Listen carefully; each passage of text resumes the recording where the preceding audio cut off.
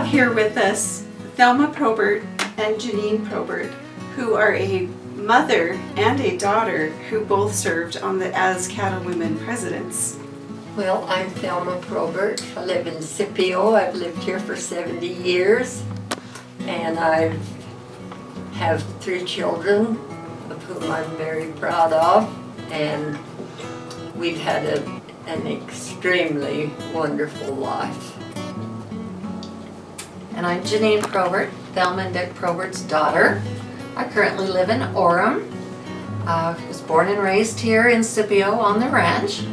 I have 4 children, 2 boys, 2 girls, and 10 grandchildren now, and my favorite thing to do is to come back home. We want to know how it was back then. As you know, we're celebrating our 70-year anniversary. So, Well, my mom was one of the founding stars, and she had a great deal to do with CattleWomen being where they are now and their importance, and so she can tell you how it was. Well, it was different when we started. We had to make our own money and pay for our conventions, or we were in the red. And the first year I was in, I went and bid on a calf at the Ridgefield auction, and one of our nice veterinarians took it and finished it off for me all summer and sold it, and that's how I paid for a good portion of our convention that fall. When I was growing up, I saw my mom and the ladies she worked with. They were always making quilts, they were always doing projects, they were always going out to get people to donate things so they could auction them off to support the CattleWomen, or cowbells as they were then. And it was a full-time job, and they were amazing at what they accomplished. can you tell us why they started the CattleWomen's? Well, it was just an auxiliary for the men. The women, when they first went, Edna Montgomery was the first president, and I've heard that my mother-in-law was there at the time too, and I've heard her say that the days were long, they didn't have anything, so they decided to start an organization so they could be an auxiliary to the men, and they could have something to do while they were all to meetings, and that's how it got started, was just to be with the men. So what was the purpose then of CattleWomen's? What was your main goal that you wanted to accomplish? Just be a helpmate to husbands. That's all of the things that this Sylvia Swinson wrote, and all the poems she wrote, was how we supported our husbands. I like that. That is awesome. Well, it's awesome. Did that change when you became president? Yeah, there's a whole different mindset by the time I was president.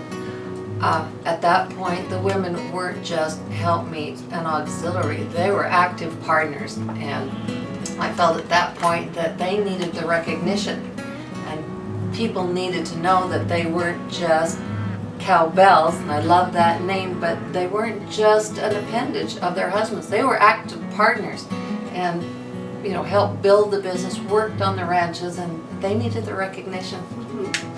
I brought up the idea that it was time for the women to have a little bit more professional name and a little bit more, they needed a little more recognition, so I suggested that we consider the name CattleWomen, and they all liked it, and so that's how it came about.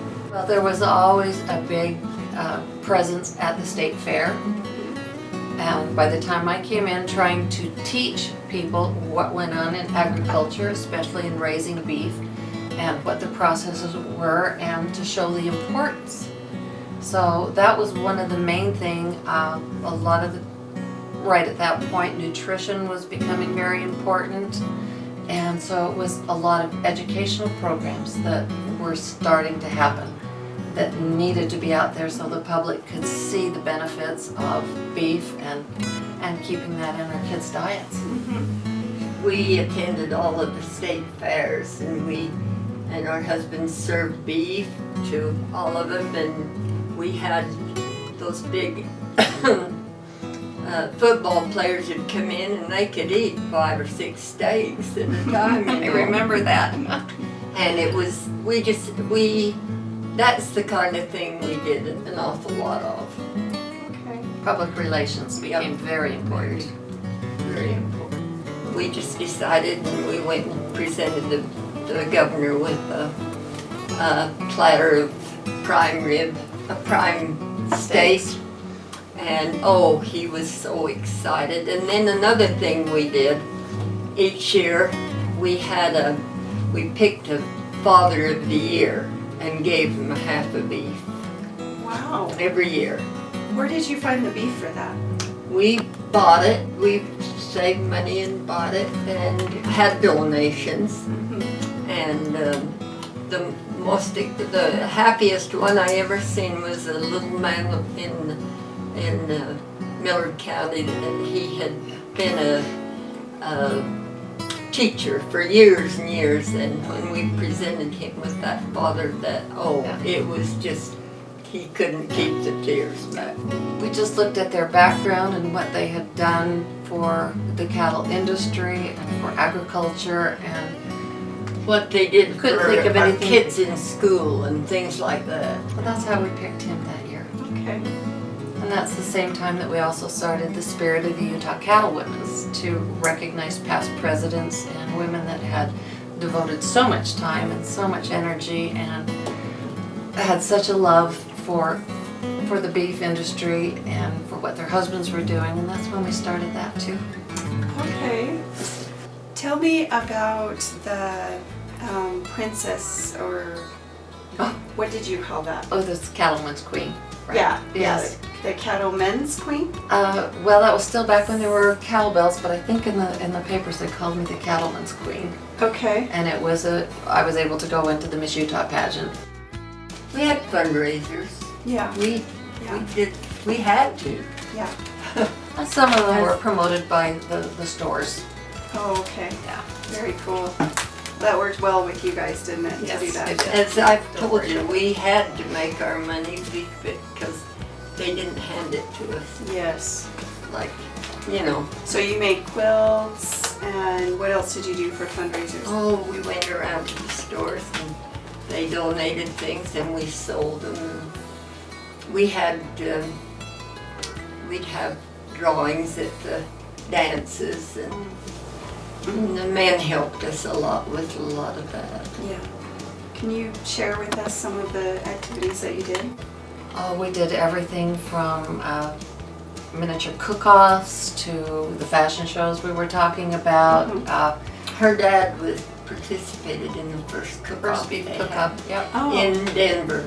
wow. And we also had guest speakers come in. We had educational classes. We had all kinds of things. Okay. You just kind of had a variety. A variety, Yeah. right? Okay. We met the most wonderful people. And all through Dick's reign, while he was in, we met people from all over. And you can't believe, they're just down to earth people like us. Yeah. And we just had more fun. No one ever will know how much fun we had. And I think that's People right. don't enjoy the things that we enjoyed anymore. They were too, you gotta have something you can push and I think the associations were a real big part of it, but it was also so satisfying to be able to present our way of life, our product, what we were all about to the rest of the world, and Yeah. the people that were, in Washington and all over. It was that was very satisfying Yeah. because a lot of them don't realize what the hard work is and what the dedication it takes to be a rancher or a farmer, Yeah. and realize that food is not just spontaneously grown in the grocery store. Dick, So that was a big part. when Dick was in, he and one of his good friends, they invited some men from Nebraska and those Midwest states to come out And so they met him down in Cedar City, and they took him clear across the state, clear across, and showed him where they run their cattle and how they did. And they come to the ranch and had dinner. And when they got through, they said, this one gentleman turned to him and he says, well, I think the government should be paying you Utah people for raising cattle, because he says it's not like it is in the Midwest. Grass this high and all, you know. And he thought that it took an awful lot of work to be a cattleman in this hard work. Where we have to irrigate. Yeah, and everything. Yeah. Yeah, it's definitely different here. And they figured the government should be paying them to raise their cattle. And what did you say to that? Now, I don't know what Dick said, but he would have had a good answer for them, I'm sure. It would have been nice, huh? Yeah, it would have been nice. Can you tell us how you got involved in beef? I married into it.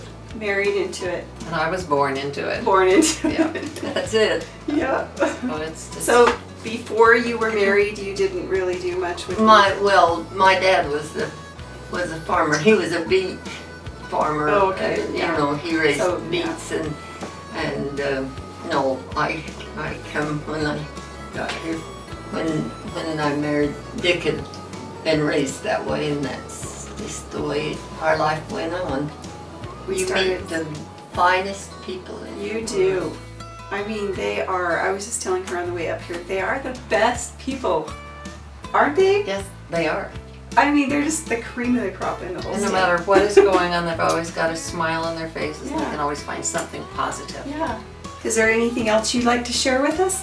It was a great opportunity, and you know, it was just one of those life-changing things, and it was so great to be involved and be part of it, and to watch how the industry has grown, and to see what's happening now, and all of the education, all of the new techniques, everything that's happening. It's been a real interesting ride to watch it progress. There they are on the beach already. yeah. Long sleeves, long pants. And D.L. Taylor was with us. And D.L. come Yes, I out told her the that story. first morning we was there. These guys were all ready to go, you know, do Sure, something. yeah. And he come out in his shorts, and his His golf legs were shirt. so white. Yeah. And he had on shorts, and they got So much fun. and they laughed until they laughed him right back in. He went back and changed, and And he never put them on again. Are you serious? Oh yeah, no, he sir. never did. He wouldn't do it, but out on the deck and stuff. They wore those on the deck? This is on the deck of the old Nordam. Oh yeah, that That is picture so that funny. picture in Tortola was out on the beach, on this beach right here. The day they put my name on the board for president, there was 9 names on the board they Wow. voted on. They voted on 9. Mm-hmm. That's a lot. 9 names. Was that a little scary? Were you nervous? Well, I don't know. I I can't don't think much. There's not much that's ever scared her. Were you glad you did it? Yes, I was very happy. Yeah. I wanted to be president or accept their nomination because I'd had such a wonderful time growing up here, and I'd watched my parents be so involved and do everything they could do to promote their industry, and I just wanted to serve. And I wanted to bring a little bit different perspective and do what I could do to honor my heritage. I've watched them over the years from the time I was little, and it's hard work, takes a lot of dedication. It takes putting your whole heart and spirit, your whole soul into it. But it was very honorable, and it was very productive, and it put you in a situation where you met like-minded people, Mm-hmm. and there was just no better life than being this kind of a steward of the land and producing such a wonderful product. And now it's just like it is now. In this little town, there's been, I don't know how many couples that we've had move in here, and they're old couples. They don't have a chick or child. They didn't know anybody here. They just wanted to get out of the city. and they don't stop to realize that you've got to go out of town for all your groceries. You've got to go out of town to the doctors. And if one of them gets so they can't, they've got to find somebody that will take them to the doctor, and I've just been amazed at how many people. One of the best things and one of the biggest blessings in my life of being raised here with the work ethic and with the integrity and with everybody supporting and helping each other is being able to send my kids here and see what my sons have learned from their grandfather and their uncle.